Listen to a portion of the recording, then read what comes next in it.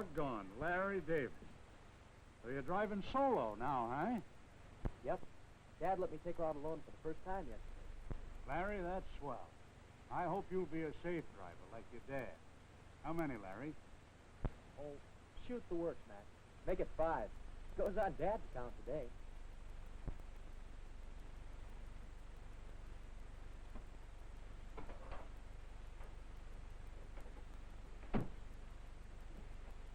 About being a safe driver, Mac. I'm going to be the safest driver you ever saw. Dad said I can have the car a lot if I take good care of it. If I don't bang it up or do anything that costs extra money. Well, there's more to it than driving safely to keep a car from costing extra money. Well, what do you mean, Mac? I mean driving economically. Economically? How can you drive economically? Some cars just burn more gas and oil than others. Depends on the kind of car you drive. I got news for you, Larry. Can you stick around for a few minutes? Sure, Mac. Pull your car over there.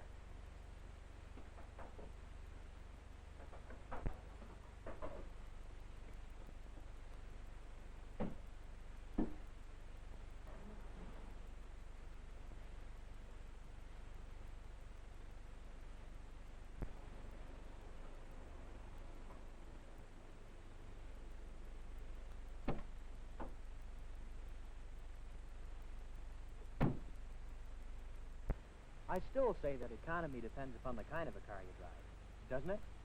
Some drivers go a lot farther and for a lot less money, and with the same kind of car. Now, take your dad, for instance. Your dad's what I call an inexpensive driver. Why, some of the people that trade here with the same kind of cars cost them twice as much to drive, and simply because of the way they drive. Oh, you're kidding, aren't you, Mac? No, Larry, I'm not kidding. I'm serious. You had my job, Larry, you'll see what I mean. Almost everybody here in town deals with me. I've got a list right up here of what I call my inexpensive drivers. The good drivers who get the most miles out of their cars for the least money. Believe me, there aren't very many of them either. You said Dad's on your list, didn't you? Yeah. Your dad gets the most miles per gallon out of this model car of anybody else here in this town. But even your dad could save car expense in other ways. Mac, what's the secret formula? I'm going to have to buy gas out of my own money after today. But I don't get it, Mac. Why are you interested in economy?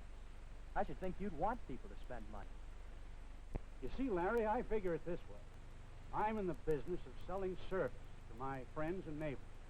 And I want them to keep on being my friends, and I want them to keep on being my customers. So I figure it this way. If I can help them get the most miles per dollar out of their cars, they're going to keep on being my friends and customers for a long time to come. Well, that makes sense. Yeah. Economical driving has become sort of a hobby with me. I've made quite a study of it in the past 25 years. Well, Mac, maybe you can save a little gas or oil by the way you drive. But in the long run, it costs a certain amount of money to maintain any car. You can't do anything about it. Larry, you can do something about it. See that poster over there gotten out by the Safety Council? It says just what I've been trying to tell you. Let's go over and take a look at it.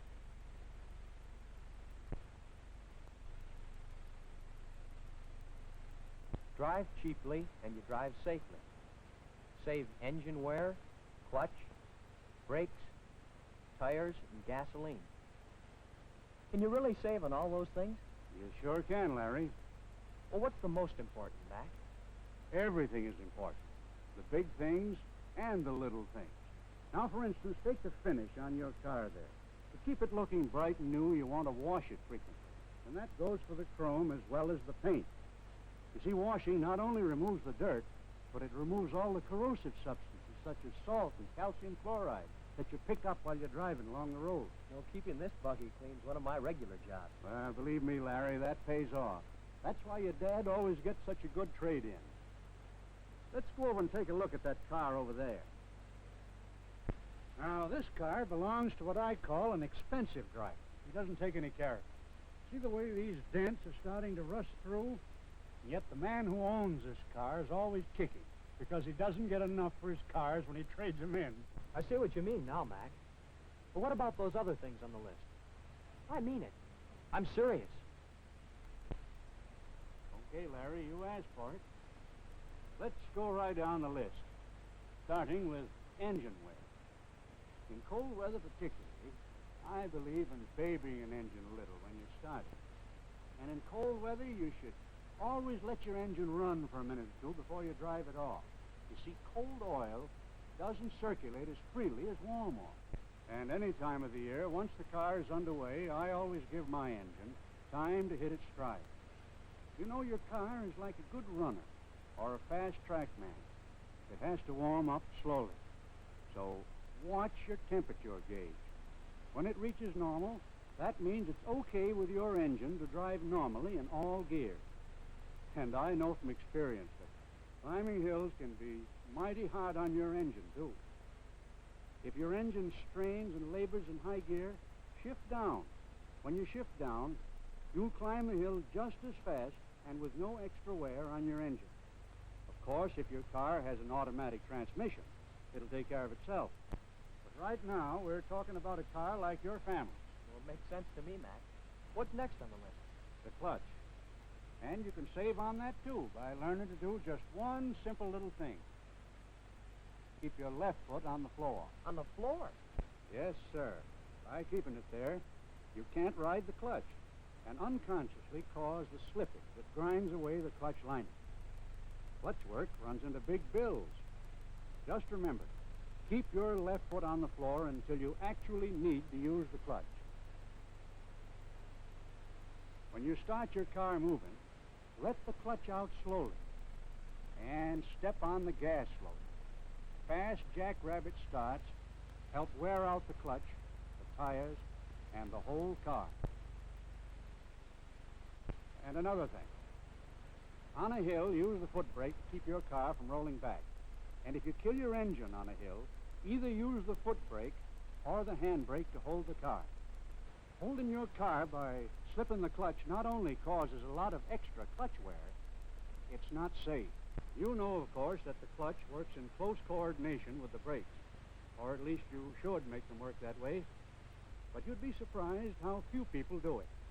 When you're going to stop the car, apply the brakes, but don't touch the clutch, so the drag of your engine helps the brakes slow the car. Then, just before the car stops, push in the clutch pedal so you won't kill the engine. Always start slowing down in plenty of time to keep from jamming on your brakes. Shift to second gear, for here again, the drag of the engine will help to slow the car. And fan your brakes to keep from overheating them going down steep hills. For the easier you are on your brakes, the longer they're going to last. The longer your tires will last. And by all means, keep your brakes in adjustment. It saves money in the long run, and it may save your life. Those last two, Mac, tires and gas, they seem to be the things you can save the money on. Yeah, that's right, Larry. Now take tires. Most people spend a whole lot more on tires than they really need to, especially since there are so many simple little things they can do to get more mileage out of their tires.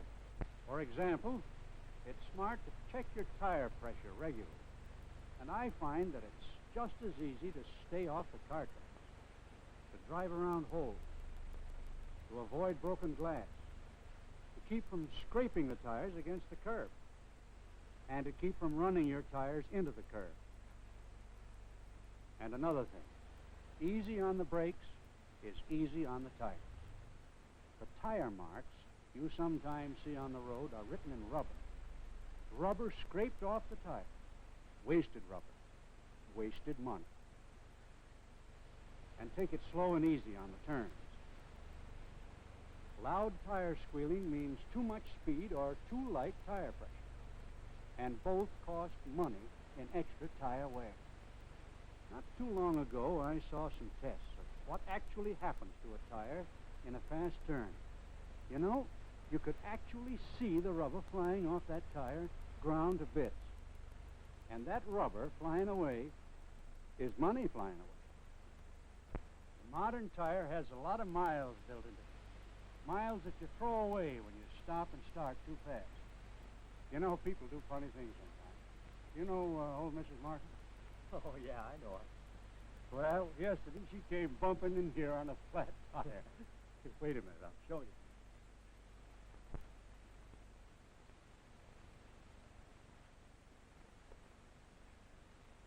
Isn't that a mess?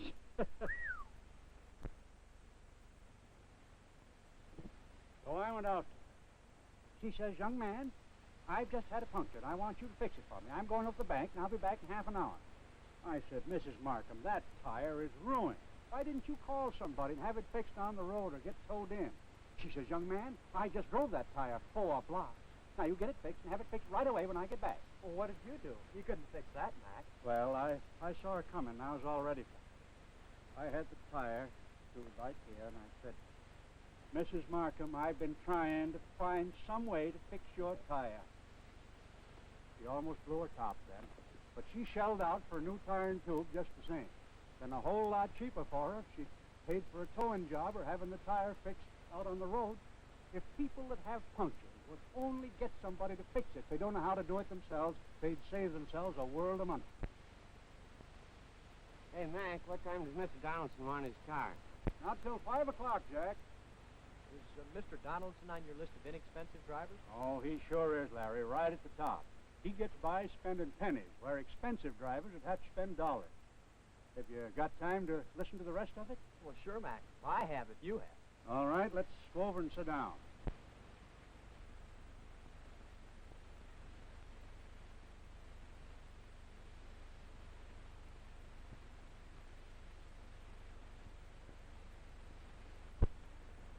Well, now let's see. Gasoline. You know, gasoline to your car is like air is to a runner. The faster he goes, the more air he uses. So he has to breathe deeper and faster. And when a car goes fast, it uses more gas. Of course, if you're taking a long trip and you're interested in getting there, the extra gas you'd use won't slow you down to 35 when the speed limit is 55. But on the highway or in town, you can save a lot of gas just for the way you drive. Let's start at the beginning. The way you start your car, how you use the choke, and how you shift are especially important to you, since your car doesn't have an automatic choke or an automatic transmission.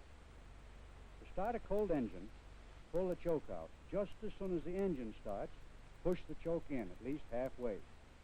You push it in all the way as soon as the engine runs smoothly without it. Don't choke an already warmed-up engine.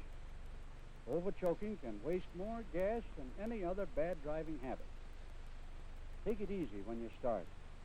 Just get your car rolling and low without gunning. Then shift through second and get into high gear by the time you're going 25. You'll be surprised how easy that is on your gasoline money. Take your stops easy, too. Quick stops just waste the gas you use getting your car rolling. And when you're waiting for a light, don't bounce the accelerator. If you don't race your engine, you'll save gas by the gallon. I told you about the tire test I saw. Well, I saw another test that same day. 1/10 of a gallon of gas was put into the testing tank of 2 identical automobiles. The black car was to be driven like I'm telling you how to drive. The light car was to be driven show-off style. But both were to stay inside the legal speed limit. The light car shot off like a streak, while the other fella took it easy, like I'm telling you to do.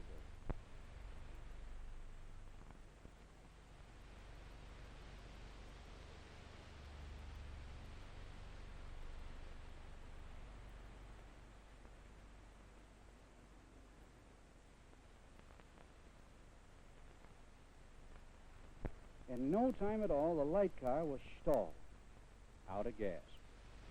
In only a couple of seconds, the properly driven car rolled by and went on. And by golly, it went almost twice as far as the other car. I could hardly believe it myself.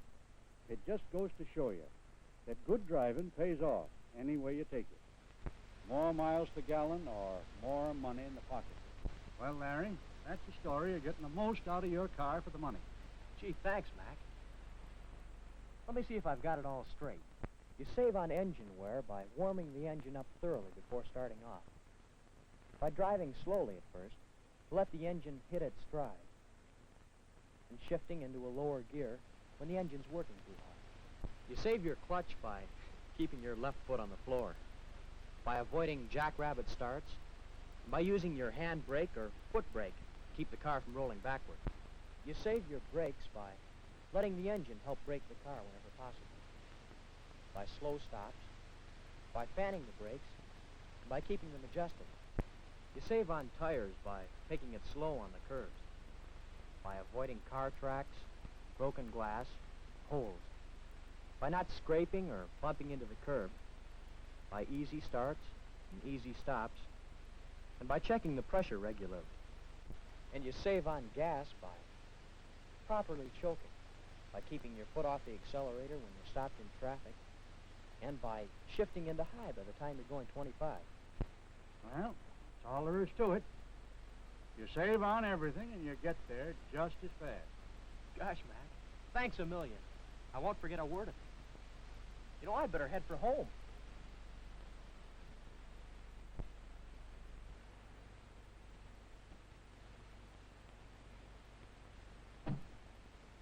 So long, Mac. You just keep your eye on me. I'm going to be on that list of yours.